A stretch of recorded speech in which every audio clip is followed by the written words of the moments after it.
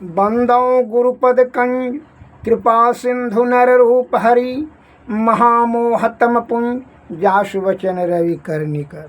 देशवासियों को मेरा हार्दिक अभिनंदन। एक संत वाणी में आया है शब्द, कर्म प्रधान विश्व करी राखा, और जो जस करहि तसु फल चाखा।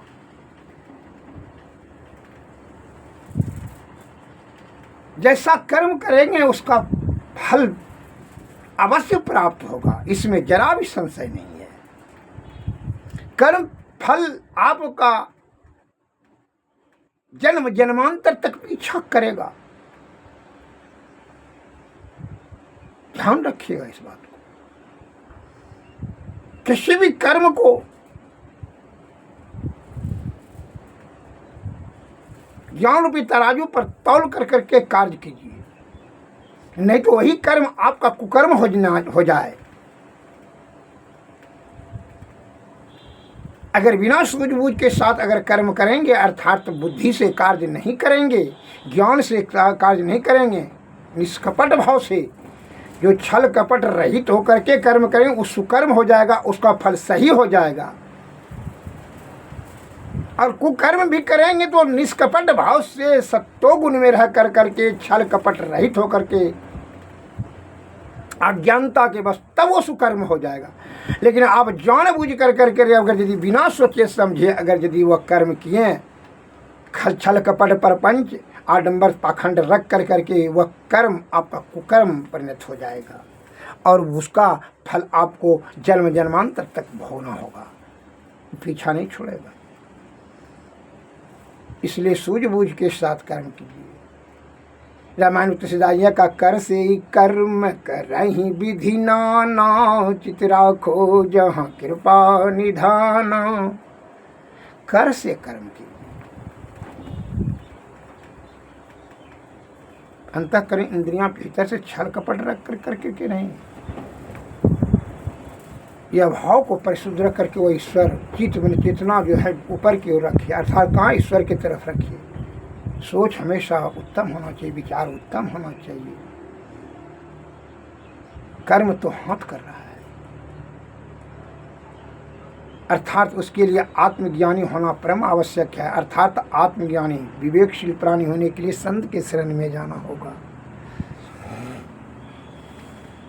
वह अति अनिवार्य है।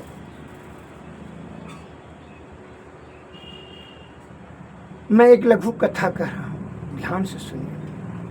ज्ञान का बात ध्यान से सुनना चाहिए। एक ज्योतिषाचार्य था। क्या था? ज्योतिषाचार्य। वो हाथ का रेखा देख कर करके जान लेता था किसका भाग में क्या क्या लिखा है विधाता ने, और मस्तिष्क का रेखा को पढ़ करके।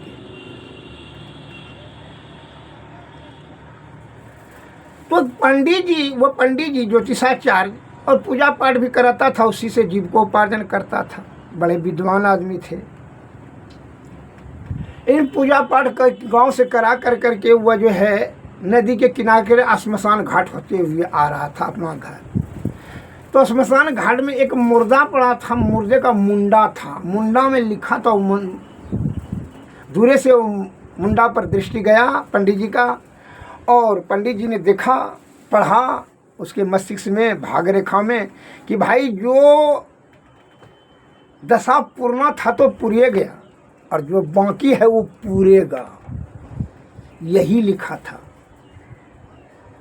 तो पंडित जी बड़ा असमंजस में फंस गए कि कहीं ब्रह्मा जी से गलती तो नहीं हो गया है लिखने में कि जो दशा इसका पूर्णा था तो पूरे गया, मरिए गया, जराइए दिया श्मशान घाट में, मुंडा है ये लगड़िए रहा है, धूप गर्मी बर्दाश्त करिए रहा है बेचारा।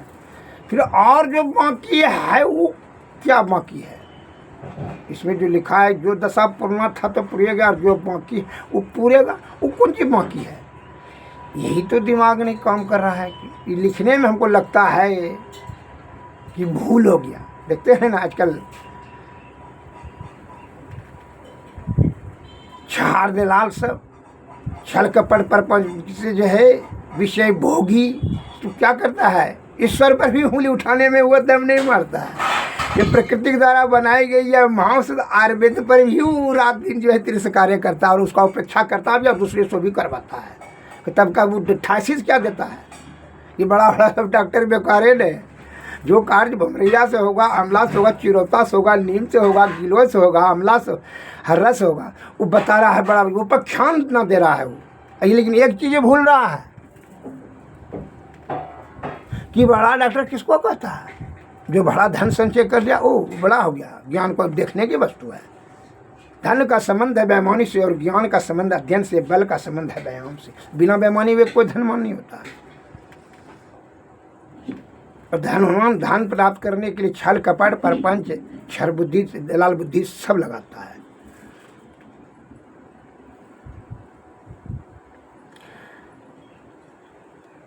तो मैं आपको ये बताना, विषयांतर नहीं हो रहा हूँ, मैं उसी पॉइंट पर आ रहा हूँ कि ज्योतिष जी महाराज को, पंडित जी को जो संदेह हुआ कि ब्रह्मा जी से लिखने में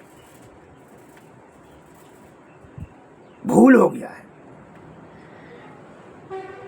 फिर भी देखें तो क्या भूल हो गया है, जरा हम इसका परीक्षण करिए लेते हैं,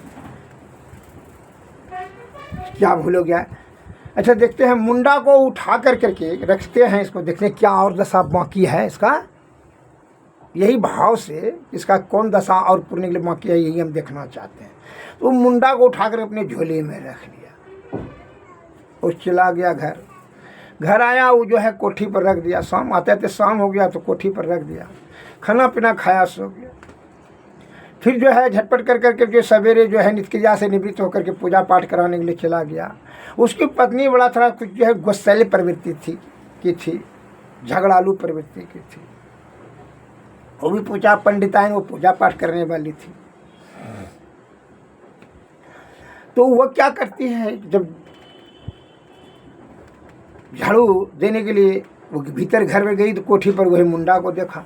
ये तो आग बबूला हो गई, कहा पंडित जी हमारा तो है तो पागल हो गया, देखिए श्मशान घाट से उंडा मुंडा लाता है, ये तो भूत पिचास वाला जो है खेल सीखने लगा। ये पंडित जी हमारा आजकल जो दिमाग इसका भ्रम में पड़ गया है, मति गति इसका छीने, देखिए घर को अपवित्र गंदा कर दिया उंडा मुंडा ला करके। गुस्सा के मारे उसकी बुद्धि जो है ना छिन्न भिन्न हो गई और क्रोध में डिसीजन ले लिया कि नहीं पंडित जी जो है ना हमारा पागल हो गया, अब तब क्या करे हो बाबू। बस उसने ऐसा सोच कर करके कि नहीं पंडित जी जो है ना इसको जो है ना हमारा घर तो गंदा कर दिया। वह गुस्सा में उखड़ी सामान में मुंडा को देकर चूर कर करके छौरा ढेरी पर फेंक दिया, जहाँ छौरा तौरा फेंकता है छाता है वहीं फेंक दिया।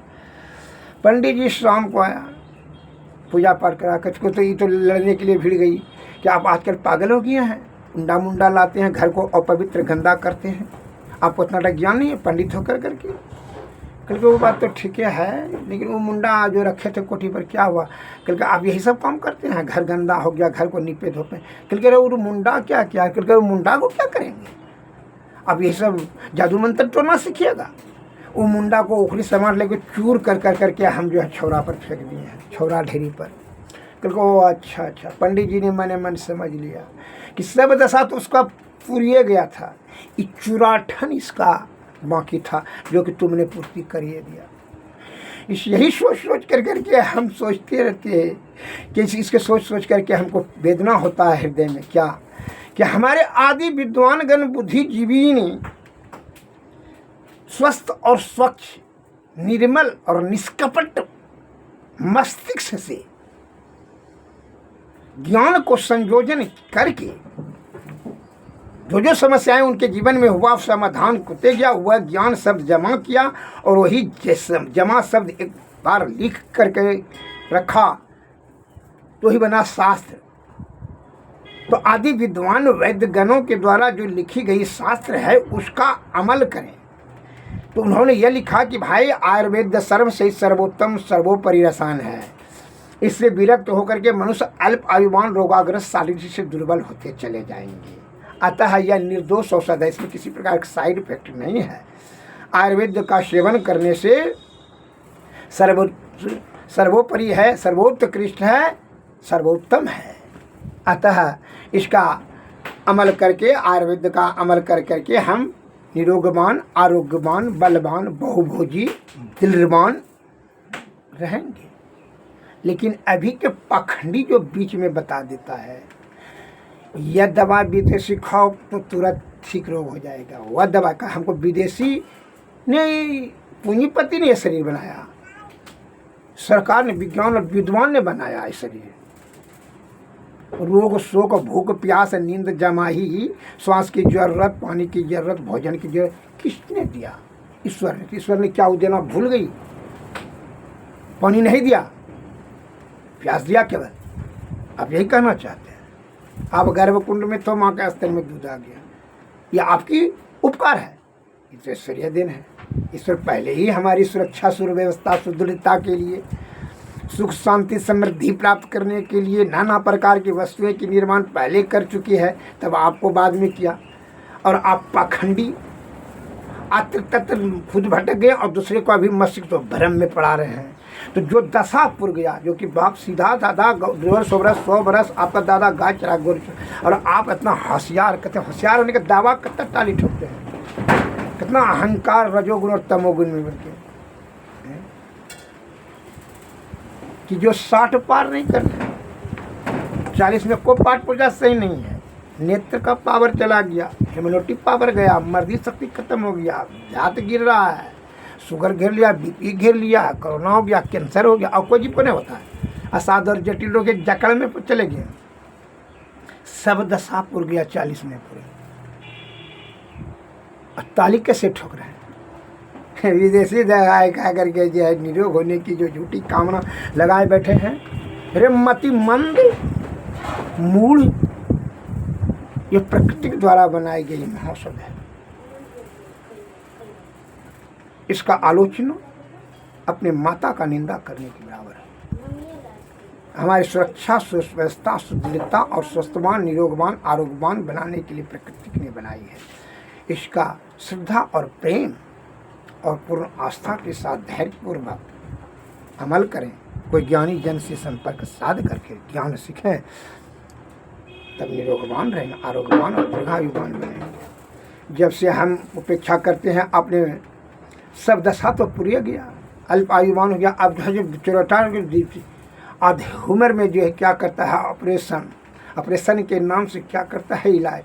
गैस्ट्रिक वाले को पेट फाड़ो, लिकोरिया वाले को ट्रस निकालो, बवासीर वाले को ऑपरेशन करो, गाँड काटो, पीनस वाला को नाक काटो, टीबी वाला को छाती फाड़ो, स्टोन वाले को जो है ना किडनी फाड़ो। तो क्या नखड़ा लगा रखे हैं? जहाँ की सरल दवाई से ही कार्य होगा, तो आप अनेक प्रकार का जो है ना जीते जी उसको कूटिया रहे हैं, काट रहे हैं और अपने आप को बड़ा डॉक्टर साबित कर रहे हैं। करना धरना कुछ नहीं, बनी बनाई दवाई का प्रिस्क्रिप्शन लिख रहे हैं। आप डॉक्टरी पढ़ करके आप अपने हाथ से दवाई बना कर दीजिए। कहा हमारे प्राचीन बुद्धिजीवियों ने, आदि विद्वान वैज्ञानिक लोकमान हकीम साहब, सुखेंद्र साहब, सरक महाराज, सूत्र महाराज, भागभड़ी महाराज, भगवान, सभी वैद्य ने जो है, यह जो यथार्थ है कि वो अपने हाथ से दवाई बना के देते। तो आप कंपनी पर काहे उसको धकेल रहे हैं? हमारे भोले भाले सज्जन जो है पूर्ण विश्वास आस्था के साथ आते हैं, आप उनका सेवा अपने हाथ से कीजिए। रजोगुण और तमोगुण में जो है अहंकार में वृद्धि कर लिए, अपने जो है राजा का ऐसा मौज करने के लिए है कि सबको जो है ना क्या कर रहे हैं, भोले भाले सज्जन सीधे सरल को जो है बुड़बक बना रहे हैं। उसकी मेहनत, गाढ़ी मेहनत की कमाई को संयोजन ठग ठुक कर के आडंबर पाखंड फैला रहे हैं और सुख और कामना हो, सुख की कामना चाहते हैं, कभी नहीं हो सकेगा सुख। परमार्थ का भाव जब तक हो, निस्वार्थ भाव से सेवा करें, सुकर्म का फल परिणाम से होगा, कर्म का फल जन्म जन्मांतर तक नहीं छोड़ा। इसलिए हे हमारे भारत के प्यारे सज्जनों, मैं आपसे निवेदन करता हूँ, जो आपका तो ये था दिया होशियार सब ने सब दशा तो पूरा ये दिया, अब क्या है चुराठन माँ के जीते जीत का है ना फाड़ना शुरू कर दिया।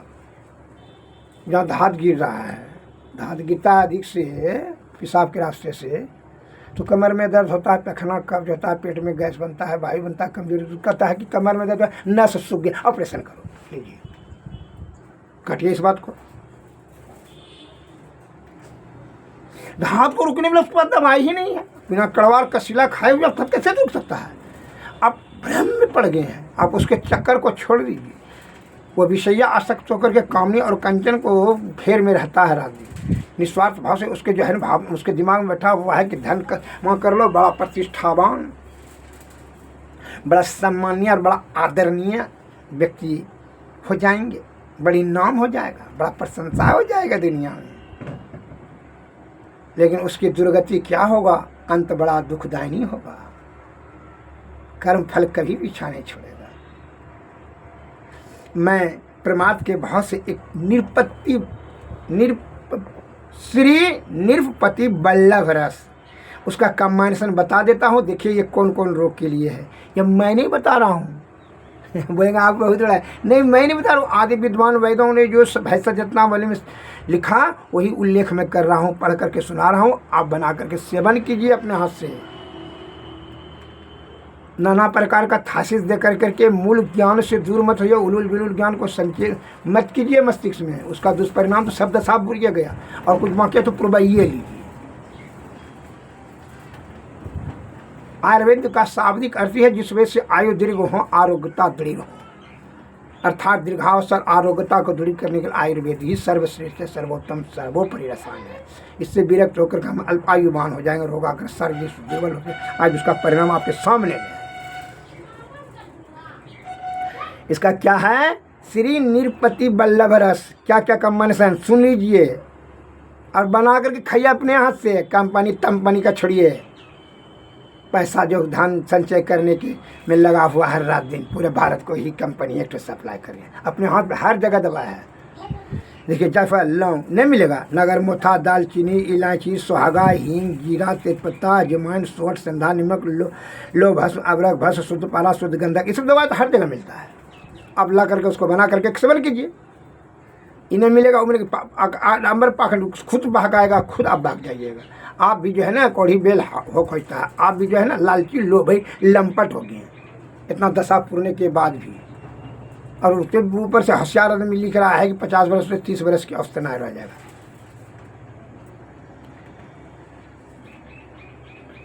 शुद्ध पारा शुद्ध गंधक और तांबे की भस्म, ये सब जो है प्रत्येक 4-4 तोले लीजिए और काली मिर्च का 8 तोले चूर्ण मिला करके उस सबको लेकर बकरी के दूध में खरल करें और आंवला के रस में खरल कर करके उचित मात्रा से गोलियां तैयार कर लेवें। इसकी प्रतिदिन प्रातः काल सोचा आदि मैंने लेटिंग उटिंग करके शुद्ध होकर के 18 गोली सेवन करें तो यह सूर्य के समान तेज वाला निरपति बल्लभ नामक रस मंदाग्नि, कौन कौन लाभ होगा है, अग्नि जिसका मंद हो गया है, भोजन नहीं पचता है, गिरने लगता है।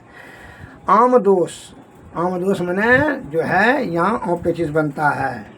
विसूची का कीटाणु जो हो गया है, पीला गुल्म, उदर रोग, उदर में पेट का सवेर रोग, पीला यकृत में लीवर जो खून नहीं बना पा रहा है, पांडु पीलिया कमला जॉन्डिस जिसको कहते हैं, हृदय शूल मैंने हार्ट में दर्द, हृदय शूल हार्ट डिजीज हृदय शूल, पृष्ठ शूल पीठ में दर्द, शूल मैंने वेदना दर्द पीठ में, प्रसाव शूल बगल में साइड में, कटी शूल मैंने कटी में कमर शूल, कुच्छी शूल या कुच्छी प्रदेश यहाँ जो है ढोड़ी के नीचे कुच्छी प्रदेश, कुच्छी शूल, अनाह 18 प्रकार के शूल, स्लीपद, स्लीपद मैंने फलेरिया, खांसी, श्वास हो गया, खांसी श्वास दमा जो बात आम बात, अबुर्ज गिट्ठा गिट्ठा जो हो जाता है, गलगंड यह गला में जो फूल जाता है उसी को कहते हैं गलगंड, गंडमाला माला के समान हो जाता है ना गंडमाला फूल फूल करके, आम्लपित्त जो दूषित हो जाता है, खाली खट्टा मीठा ढका रहता है, गिरसी पैर से नीचे जो कृमि कुष्ठ ददू बातरक भगंदर जो गुदा मार्ग में दर्द होता है और पीप बहता है, उपदंश गर्मी सुराग जो लिंग से जो पीप गिरता है दर्द होता है खून पीप चलता है उसको उपदंश, संघरणी आँव पे छिले झल जग गिरता है, अतिसार बावासीर परमेह पथरी मुत्कृष दारुण मूत्राघात, दारुण कठिन मूत्राघात, पेशाब में जलन जो होता है पेशाब में, जीर्ण ज्वर, पांडु, तंद्रा में जो है झूठा नींद लगना, आलस्य भ्रम ग्लानि दाह पृथ्वी, हिका रोग, जड़ता, मृगता, मध्यकता, मूढ़ता, स्वरभेद, विघ्न, वंद, अंडवृद्धि जो हाइड्रोसिल बड़ा होता है, विसर्प जो चित्ता शरीर में हो जाता है, जो नोचते हैं चुइयाँ उगड़ता है, उसको विसर्प कहा जाता है। वो 3 प्रकार के हैं। उरस्तंभ, रक्तपित्त, रक्त में जो गंदा पित्त पीला जो इसका चेहरा हो गया है। गुद भ्रंश, गुदा मार्ग जो है भ्रंश हो गया है, फट कर गया है। आरुचि, उन्हें खाने में जो रुचि नहीं है। तृषा, प्यास लगना। कान का रोग। नाक, मुख और दांत रोग। पीनस, सोत, शीतपित्त, अस्थावर आदि 20 वात, पित्त और कफ से उत्पन्न हुए द्वंद्वज सन्निपातिक संपूर्ण रोगों को शीघ्र ही नष्ट करता है। बल, वर्ण को उत्पन्न करने वाला, हृदय को हितकारी, आयु और वृद्धि के बढ़ाने वाला है तथा अत्यंत वाजीकरण है। वाजीकरण में घोड़े के समान मैथुन करने की जो शक्ति प्राप्त उसे वाजीकरण कहा जाता है। चातुर्य और मंत्र की सिद्धि को देने वाला है। इस रस के प्रताप से रोगी सब रोगों को मुक्त हो जाता है, सब रोगों से मुक्त हो जाता है और आरोग्य, दीर्घजीवी और अत्यंत बुद्धिमान होता है। इसमें जरा भी संशय नहीं है। लिख लीजिए बढ़िया से। फिर से मैं दोहरा रहा हूँ, बात नहीं बनाइए, बात बनाने से कार्य सिद्ध नहीं होगा। सोम शर्मा के तरह सोचते हैं खाली है, करना कुछ नहीं है। बनी बनाई कंपनी का दवा खा करके निरोग होने की जो झूठी कामना लगाए बैठे हैं आलसी मसालची की तरह, ये सब छोड़ दीजिए। इससे कर्ज नहीं होगा। इससे नाना प्रकार का साइड इफेक्ट होकर करके आधे उम्र में यहाँ से मृत्यु को प्राप्त कर लेंगे। छल कपट प्रपंच षड्यंत्र और आडंबर लोग बैठा हुआ है डेक डेक पर।